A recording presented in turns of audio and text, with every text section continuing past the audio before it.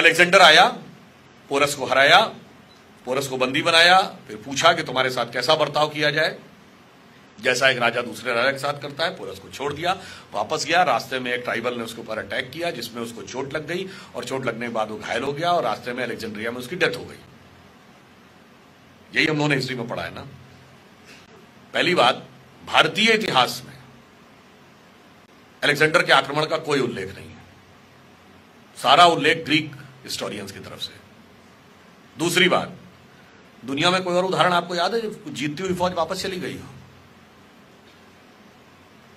और अलेक्जेंडर जो मैसिडोनिया से लेकर पर्शिया तक जिस राजा को जीता, उसका सर धड़ से अलग कर दिया, और यहीं उसके हृदय में इतनी करुणा उत्पन्न हो गई कि उसने पोरस को छोड़ दिया।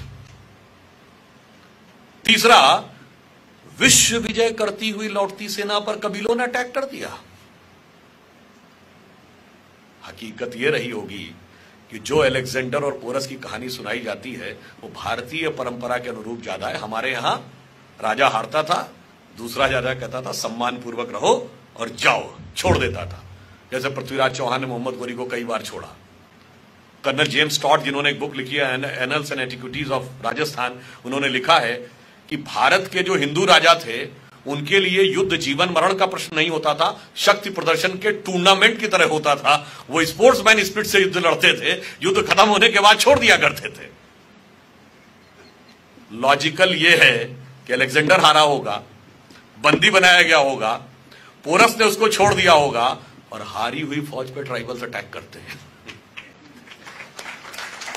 हॉलीवुड की मूवी देखिएगा, अलेक्जेंडर, उसमें दिखाया गया है कि वो हार गया था और युद्ध में घायल हुआ। और उसके बाद सुनिए, एक हारी हुई फौज जा रही थी जिसका राजा रास्ते में मर गया। अब वो फौज जो बड़े जलवे से निकली थी अपने देश से कि विश्व विजय करने जा रहे हैं, क्या कहानी सुनाती अपनी जनता को कि हम गए, हार के वापस आ गए, और राजा रास्ते में मर गया। उसे कुछ तो बताना ही था कि हम क्यों वापस आए। तो कहानी उसी हिसाब से बनाई गई और धीरे धीरे हमको ये बात समझ में आ गई। दूसरा उदाहरण देता हूं, Aryan invasion theory. Aryan invasion theory कब आई? 1850 के आसपास। क्यों आई 1850 के आसपास? Sanskrit is the mother of all the languages, ये कहने वाला कोई हिंदुस्तानी नहीं था, सर विलियम जोन्स थे, जो कि ये कलकत्ता हाई कोर्ट के जज थे ब्रिटिश टाइम में, जिन्होंने Royal Asiatic Society of Bengal बनाई। पर उन्होंने ये सिद्ध कब किया? 1780 और 90 के आसपास। अब ये फॉरेनर्स के लिए बहुत बड़ा झटका था कि आप तो हुकूमत कर रहे हैं और आप जिसको गुलाम बना के बैठे हुए हैं उसकी लैंग्वेज की सुपीरियरिटी आपसे ज्यादा है। फिर उन्होंने कहा भारत एक देश था ही नहीं कभी, इट वाज नेवर एक यूनाइटेड कंट्री। तो 1837 में जेम्स प्रिंसेप ने अशोक का साम्राज्य खोज लिया। अब यह पता चला कि इतना बड़ा एंशिएंट एम्पायर था, बर्मा से लेके और अफगानिस्तान तक, एरिया में यूरोप के बराबर, आबादी में यूरोप से डबल, इजिप्ट से लेके जापान तक उसका इंपैक्ट था। तो अब क्या करें? अब तो पॉलिटिकली भी हमसे सुपीरियर दिख रहे हैं, नॉलेज में भी हमसे सुपीरियर दिख रहे हैं, लैंग्वेज में भी हमसे सुपीरियर दिख रहे हैं। तो अब एक ही तरीका है कि ये सुपीरियरिटी हम लेके आए थे, और वहां से आर्यन इन्वेजन थ्योरी आकर खड़ी हो गई। तीसरी फॉल्ट लाइन हमारे यहां बनाई जाती है, दलित समाज को स्थान नहीं दिया जाता था, उनके साथ बहुत भेदभाव किया जाता था। मैं पूरी विनम्रता से पूछना चाहता हूं, भारतीय संस्कृति के दो सबसे बड़े महाकाव्य, रामायण और महाभारत, दोनों के रचयिता कौन? महर्षि वाल्मीकि। आज की परिभाषा के अनुसार जो वाल्मीकि समाज है वो किस कैटेगरी में आता है? दलित। महर्षि वेदव्यास कौन? आज की परिभाषा के अनुसार कौन? शहरी समझा जा सकता है। और अगर यह सत्य था तो संत दादू, संत नामदेव, संत रैदास, संत कबीर, दक्षिण भारत के संत थिरुवल्लुवर, ये सब उस वर्ग में पैदा होकर सम्मानित संत हुए। रानी झलकारी बाई, ऊदा देवी पासी, राजा बिजली पासी, राजा भी हुए।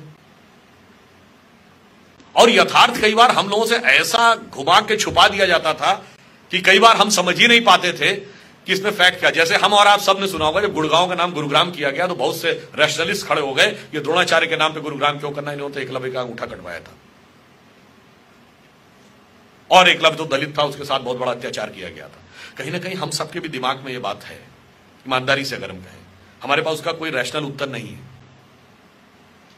आप लोगों को भी ऐसा लगता होगा ना। और उसका कारण जानते क्या है? महाभारत में एकलव्य का उल्लेख कहां है? आप लोगों में से कितने लोगों ने पढ़ा है? हमारे में से 99 लोगों ने वो नहीं पढ़ा, इवन चैप्टर भी नहीं पता होगा किस चैप्टर में एकलव्य का उल्लेख है। एकलव्य का उल्लेख महाभारत के वन पर्व में आता है। जब वो घटना है ना कि वो कुत्ते के मुंह में इतने सारे बाण थे और जब निकाला तो एक भी जगह पे उसके खून नहीं लगा हुआ था, तो अर्जुन चकित हुए कि इतना बड़ा धनुर्धर कौन आ गया। तो वो एकलव्य प्रकट होता है और द्रोणाचार्य उससे पूछते हैं तुम्हें तुम्हारा गुरु कौन है, तो वो कहते हैं आप ही हैं मेरे गुरु। उन्होंने कहा मैंने तो तुम्हें देखा नहीं, मैंने तो कभी जाना नहीं, तुम गुरु कैसे हो गए? एकलव्य तुम अपने, तो वो पूछते हैं बालक तुम अपना परिचय दो। तो एकलव्य कहता है मैं मगध नरेश जरासंध के प्रधान सेनापति हिरण्य धनु का पुत्र Eklavya. He was a son of the chief of the arm forces of Magadh. अब दो में से एक बात मान लीजिए, जो कहते हैं या तो मान लीजिए कि दलित कमांडर इन चीफ होते थे या एकलव्य दलित नहीं था, और दोनों ही नहीं मानेंगे और दोनों ही बातों को अपने अपने हिसाब से प्रयोग करेंगे। और वहां पर उल्लेख ये नहीं है कि तीर चलाने से किसी को रोकना है। तीर तो भील भी चलाते थे, याद करिए महाभारत के अंतिम समय में, पुरुष बली नहीं होते समय हो तो बलवान, भीलन लूटी गोपिका सोई अर्जुन सोई बान। बात यह थी कि दिव्य अस्त्र यानी डिवाइन वेपन्स वो चलाने का अधिकार किसके पास होना चाहिए? Chief of the arm forces के पास होना चाहिए। क्या एटम बम रहता तो पोजीशन में आर्म फोर्सेस के है, न्यूक्लियर बटन किसके पास रहता है? Chief of the arm forces के पास नहीं। किसके पास रहता है? प्राइम मिनिस्टर के पास। तो दिव्य अस्त्र का संधान सिर्फ राजा करेगा, यह सिद्धांत है। And it has to be ensured that alone and alone commander in chief should not have authority to execute that type of weapon. It has to be ensured. तो वो उसका प्रतीक था। चलिए अन्याय हुआ, उसको प्रस्तुत किया गया अन्याय होने के रूप में। फिर द्रोणाचार्य की डेथ कैसे हुई? जब द्रोणाचार्य को अपने पुत्र अश्वत्थामा के मृत्यु का समाचार मिलता तो उन्होंने सारे अस्त्र शस्त्र सिखाए थे, उन्हें क्रोध आता है, अभी लो ब्रह्मास्त्र का संधान करता हूं, खत्म करता हूं पांडवों की सेना। जैसे ही वो संधान करते हैं तो भरद्वाज ऋषि समेत उनके पूर्वज प्रकट होकर कहते हैं क्या कर रहे हैं भाई, ये मर्यादा का अतिक्रमण है। You are not the owner and executor of this knowledge, you are the trustee of this knowledge. Like atom bomb बनाता कौन है? डीआरडीओ। टेक्नोलॉजी किसके पास है? डीआरडीओ के पास। चलाने का अधिकार किसके पास होगा? प्राइम मिनिस्टर के पास। Cabinet committee on securities will take a decision when it is to be used. The same thing was there. Dronacharya was DRDO. Eklavya was chief of the armed forces. But it has to be ensured that the nuclear button should always remain with the king. अब द्रोणाचार्य को लगता है कि अब अगर मैंने संधान नहीं किया तो पुत्र के मृत्यु का बदला नहीं ले सकता, और किया तो मर्यादा का हनन होता है। तो वो मर्यादा का हनन नहीं करते हैं, निराश होकर सारे अस्त्र शस्त्र छोड़कर जमीन पर बैठ जाते हैं और उनका सर काट दिया जाता है। So the fundamental principle is कि दिव्य अस्त्रों का संधान सिर्फ हेड ऑफ द स्टेट करेगा। इसके अनुपालन के लिए यदि एकलव्य का अंगूठा कटा तो उसी के अनुपालन के लिए द्रोणाचार्य का सर कटा। मगर चूंकि हम लोगों ने वो चीजें पढ़ी नहीं और अपने हिसाब से वो चीजें जो हमें बताई गई उससे हम कहीं ना कहीं वो लोग जो एजेंडा था ना कि हम ग्लानि हमारे अंदर होनी चाहिए, वो सेटल हो गए। दूसरा इशू बताया जाता है साहब, सीता जी को भगवान राम ने भेज दिया, बड़ा गलत काम किया, तो महिलाओं के साथ इतना बड़ा अत्याचार होता था, उनको वन भेज दिया, वनवास दे दिया। ठीक है साहब, सीता जी को तो वनवास भगवान राम ने भेजा, ये राम को वनवास किसने भेजा था? कैकेयी ने भेजा था ना। अब बताइए दुनिया किसी वर्ल्ड की किसी कल्चर में एक वुमेन की इतनी पावर थी कि राजा को अपना डिसीजन बदलना पड़े, सौतेला बेटा उसकी वजह से जंगल में जाने को तैयार हो जाए, और राजा दशरथ ने पुत्र भी छोड़ा और प्राण भी छोड़े। एक कहावत है ना, प्राणन ते सुत अधिक है और सुत ते अधिक परान, और ते दोनों दशरथ तजे वचन न दीन हो जान। यानी लोग कहते हैं ना सबसे ज्यादा प्यारा क्या होता है, प्राण या बेटा, और वो दोनों ही उन्होंने छोड़े मगर वचन नहीं छोड़ा। ये पक्ष नहीं बताया जाता है, क्योंकि माता पिता कहने में मां बेटा तो कोई ना कोई किसी का होगा, वर्ग नहीं है जिसमें डिवीजन किया जा सके। द्रौपदी को जुए पे लगा दिया है तो बहुत गलत बात थी, उससे पहले 5 भाइयों को भी तो जुए पे लगाया। बताइए हस्बैंड वाइफ का एक दूसरे ज्यादा हक है या भाइयों का? मगर भाई भाई को नहीं बना सकते, भाई भाई कोई ग्रुप नहीं है समाज में। मैं किसी का भाई हूं, कोई मेरा भाई है, पर स्त्री पुरुष 2 वर्ग हैं। इसमें टकराहट पैदा करो, जितना टकराहट पैदा कर सको। और ध्यान नहीं रहता होगा बहुत सी चीजों में, रामायण और महाभारत दोनों का अंत कहां पे होता है? रामायण का अंत भगवान राम के राज्याभिषेक पे नहीं होता। जब अश्वमेध यज्ञ का घोड़ा लवकुश पकड़ लेते हैं, भगवान राम की सारी सेना को परास्त कर देते हैं, भगवान राम स्वयं युद्ध करने के लिए आते हैं, तब सीता माता आके कहती हैं युद्ध मत करो, ये तुम्हारे पिता हैं। तब भगवान राम अपनी गलती पर पश्चाताप करते हैं, उनसे कहते हैं कि आप वापस चलिए। सीता जी नहीं जाती हैं और धरती में समा जाती हैं। This is the end point of Ramayana. And end point of Mahabharata क्या है? युधिष्ठिर के राज्याभिषेक से नहीं, न यादवी वंश के समाप्त होने से। भगवान कृष्ण की मृत्यु द्वारका में बहेलिये के द्वारा तीर लगने से क्यों हुई थी? गांधारी के श्राप से, कि जैसे मेरे पुत्र की मृत्यु हुई ऐसे ही तुम्हारी मृत्यु होगी। इसका अर्थ क्या हुआ? दोनों ही महाकाव्य ईश्वरी शक्तियों की आसुरी शक्तियों पर विजय पर समाप्त नहीं हो रहे हैं, ईश्वर के ईश्वरत्व पर स्त्री के सतीत्व की विजय पर समाप्त हो रहे हैं।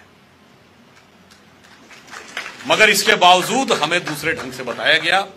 मैं सिर्फ यह कहना चाहूंगा, जितने भी फॉल्ट लाइंस हैं, आप थोड़ा थोड़ा एनालिसिस, इसमें मैंने आपको कोई भी ऐसी चीज नहीं बताई जो आप सबको नहीं पता थी।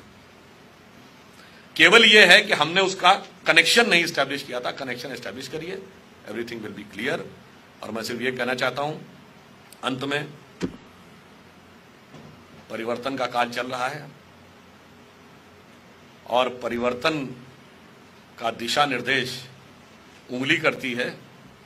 उंगली को सही ढंग से प्रयोग करेंगे तो सही दिशा में देश जाएगा। और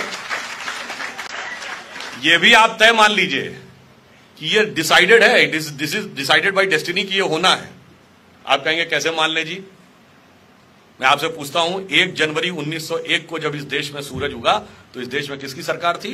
अंग्रेज की। 1 जनवरी 1951 को किसकी सरकार थी? कांग्रेस की। और 1 जनवरी सन 2001 को जब 21वीं सदी के पहले सूरज की पहली किरण इस धरती पर पड़ी तो किसकी सरकार थी?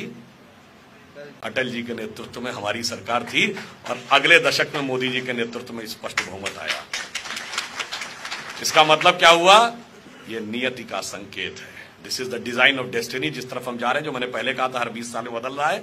अब आप यह समझ लीजिए कि भगवान कृष्ण ने भी जब गीता में पूरा उपदेश दे दिया था, उसके बाद भी अर्जुन को कॉन्फिडेंस नहीं आया था।